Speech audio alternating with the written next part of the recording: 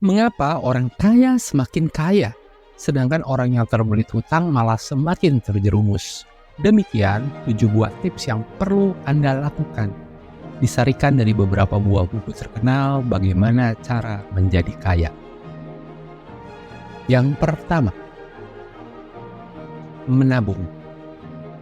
Mindset orang miskin, ketika menerima gaji atau uang, mereka gunakan untuk membayar kontrakan, membayar tagihan, belanja kebutuhan sehari-hari terlebih dahulu, baru sisanya ditabungkan, itu pun kalau ada sisanya. Sementara mindset orang kaya berlawanan, mereka membayar dirinya sendiri terlebih dahulu, ambil 10% minimum, dan segera tabungkan. Jadi tabungan itu dianggap seperti tagihan. Dengan hal ini, maka uang tabungan tersebut sudah diselamatkan dan tidak akan gunakan untuk belanja yang tidak perlu.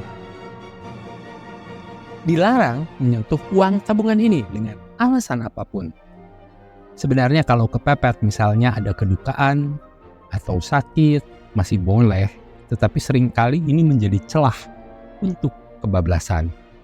Di bagian akhir video ini Anda akan tahu mengapa menabung ini penting dan Anda tidak akan bisa kaya kalau tidak pernah punya tabungan.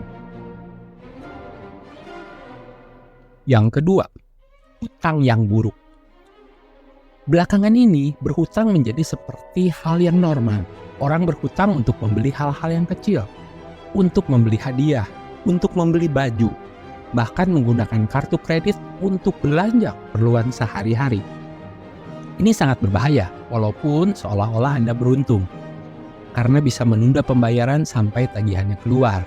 Khususnya jika Anda belum mempunyai kebiasaan poin 1 yaitu menabung. Mindset ini dikembangkan oleh perbankan agar Anda terjerumus. Ingat, menunda pembayaran tetaplah hutang yang harus dibayar. Boleh-boleh saja menggunakan kartu kredit, tapi sisihkan uang sejumlah yang harus dibayarkan tersebut.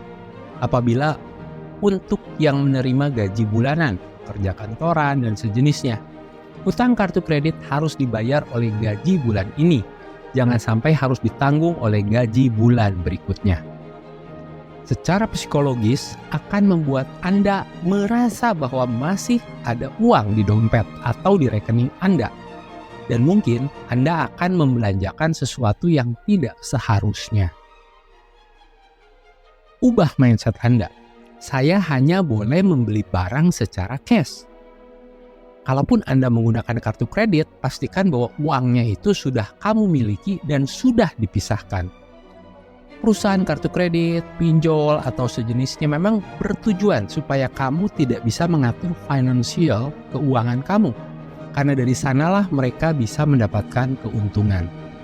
Jangan tertarik oleh promo potongan, cashback, dan lain-lain yang sudah sebetulnya mereka perhitungkan. Rata-rata prosentase bunga dari kartu kredit adalah 25-27% setahun. Hampir seperempatnya. Dan angka ini akan bisa mengganti semua keuntungan dan imbalan reward apabila Anda tidak bisa membayarnya tepat waktu. Bayangkan, Anda lah orang yang mensubsidi silang orang kaya dan juga bank untuk membayar gaji pegawai mereka. Lupakan hutang Anda. Loh, kok kontradiktif? Maksudnya begini, jangan pernah Anda habiskan pendapatan Anda untuk membayar hutang. Jika Anda sudah terbelit hutang, coba negosiasi. Anda tidak akan bisa kaya jika selamanya hidup untuk membayar hutang. Jika Anda sudah terbelit dengan hutang kartu kredit, stop membayarnya. Mulai menabung dan sisihkan budget untuk membayar hutang. Setelah jumlahnya cukup, baru Anda datangi kantor bank penerbit kartu kredit dan lakukan negosiasi. Jadi sekali lagi ini bukan berarti Anda lari atau kabur dari hutang, tapi ini adalah skala prioritas. Percuma jika Anda membayar kartu kredit dengan pembayaran minimum, karena bunganya akan berjalan terus dan tidak akan pernah bisa dilunasi sampai kapanpun. Tetapi hati-hati menggunakan cara yang disebutkan di atas, karena seringkali digunakan orang yang malas untuk berstrategi menghindar dari hutang, sambil dia tidak pernah menabung dan juga menyisihkan budget pembayaran hutang. Jadi analoginya ini seperti orang sakit. Jika Anda sakit dan tetap bekerja, Anda tidak akan pernah sembuh. Lebih baik Anda istirahat total dulu, sembuhkan penyakitnya, kumpulkan tenaga. Ketika Anda sudah sehat, maka pekerjaan apapun bisa Anda lakukan. Yang ketiga, uang cadangan. Ini berhubungan dengan poin 1, mengenai bayar dirimu sendiri. Di tahap awal, kita memang harus masih bersabar. Tunggu sampai tabungan Anda ini cukup menjadi uang cadangan buat pengeluaran selama 3-6 bulan.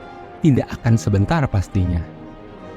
Jika pengeluaran Anda itu sebesar gaji Anda sebulan, maka dengan prosentase tabungan yang hanya 10%, itu membutuhkan waktu 30 bulan, hampir 3 tahun untuk bisa punya cadangan untuk 3 bulan.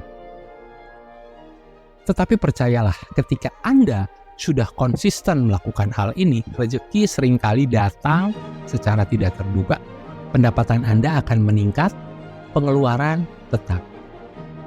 Ketika uang cadangan ini sudah cukup untuk pengeluaran 3 atau sampai 6 bulan, baru mulai berpikir untuk berinvestasi. Yang keempat, tahu pendapatan dan pengeluaran. Seringkali disebut sebagai all you can eat atau all you can use. Inflasi gaya hidup, yaitu pengeluaran Anda akan meningkat seiring naiknya pendapatan Anda. Semakin banyak uang yang Anda hasilkan, semakin besar pengeluaran Anda. Itu adalah suatu siklus. Pendapatan meningkat, ingin beli rumah yang besar, ingin beli mobil yang lebih mewah, ingin lebih sering makan di restoran mewah, dan seterusnya. Inflasi gaya hidup inilah yang membuat Anda tidak pernah merasa cukup dan tidak pernah kaya.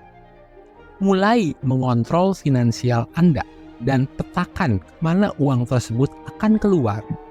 Berapa banyak yang Anda hasilkan. Ini akan sedikit lebih rumit jika Anda termasuk yang pendapatannya tidak tetap setiap bulannya seperti sebagai seorang pedagang. Kita harus petakan 10% tabungan, berapa untuk pengeluaran rutin, berapa untuk tagihan-tagihan kontrakan, asuransi, dan lain-lain, berapa untuk pembayaran hutang. Buat budget yang ketat dan disiplin. Analisa setidaknya 3 bulan sekali.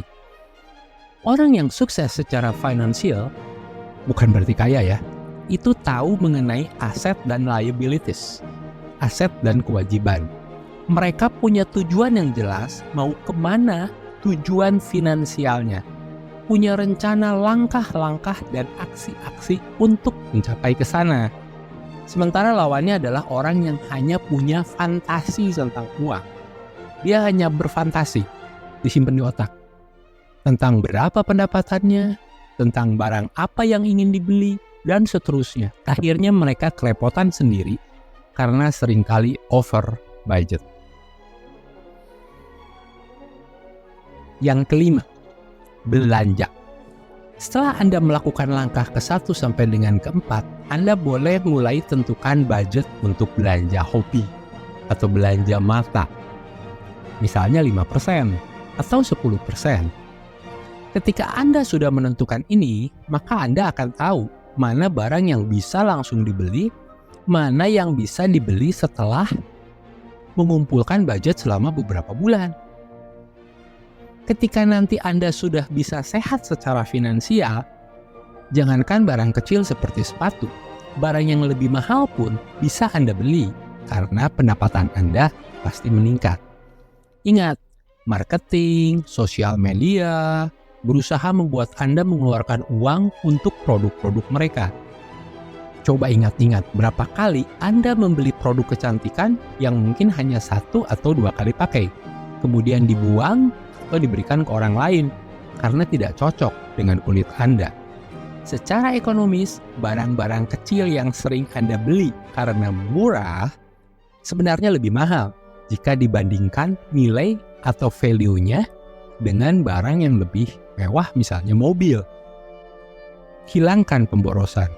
Yang keenam, meningkatkan pendapatan. Untuk bisa meningkatkan posisi finansial, pertama-tama tentu kita harus fokus di tabungan.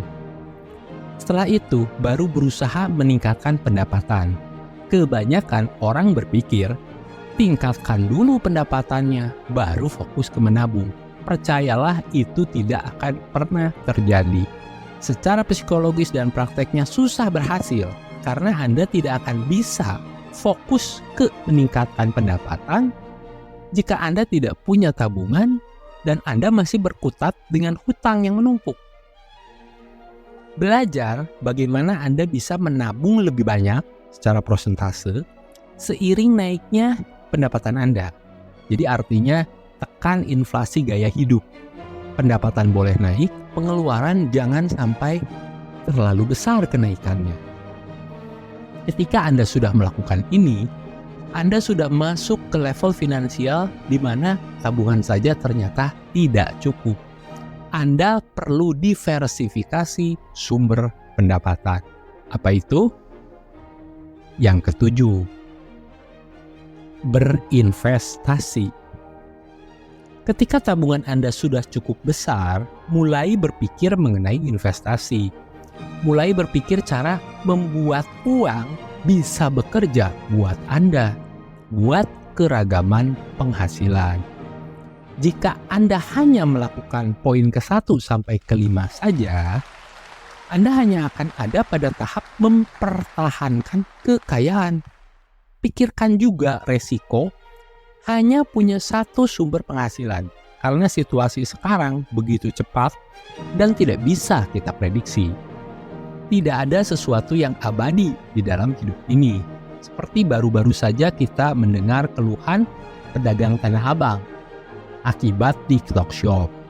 Tentu mereka tidak akan pusing jika mereka mengikuti tren sejak awal dan ikut berjualan online. Jadi menabung itu perlu dan harus. Tetapi tabungan tidak akan bisa meningkatkan kekayaan Anda terlalu besar.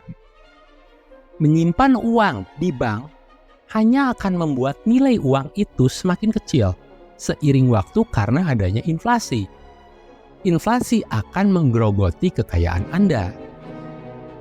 Mulai pelajari mengenai investasi aman dan investasi yang berisiko. Investasi aman seperti menyimpan emas, uang dolar, investasi di tanah dan rumah yang kemudian nanti dijadikan kos-kosan, investasi di usaha teman atau partner yang sudah berjalan. Investasi beresiko seperti investasi pada produk-produk keuangan atau membuka usaha baru di bidang Anda yang belum punya pengalaman sama sekali. Tidak semua orang cocok berinvestasi beresiko, tetapi setidaknya Anda harus melakukan investasi yang aman. Jangan pernah membiarkan uang menganggur terlalu banyak di dalam akun bank. Ditekankan lagi oleh saya sekali lagi. Semakin cepat Anda mulai berinvestasi, semakin cepat Anda bisa menikmati hidup Anda. Dan ketika mencapai level kebebasan finansial, bahkan Anda mungkin bisa pensiun lebih awal. Demikianlah 7 tips yang harus Anda lakukan jika Anda memang ingin kaya. Jangan pesimis dulu. Selalu positif, selalu bahagia, esok akan lebih baik.